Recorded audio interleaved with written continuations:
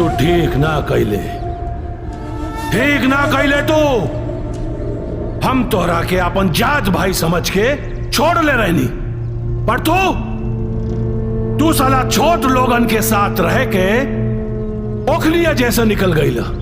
तू है साला तो हर जिंदगी पर। बड़ा छोटा आदमी अपना जन्म से ना बल्कि अपना कर्म से होला। अब बहुत दुख के बात बाकी थे, ठीक ठाक घर में भी जन्म लेके आदमी ना बन पहिले, जानवरे रह गईले।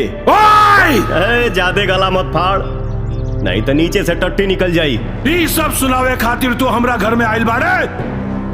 आज हमारा आदमी तोरा के इतना तोड़ी कि जिला के कोनो डॉक्टर जोड़ ना पाई।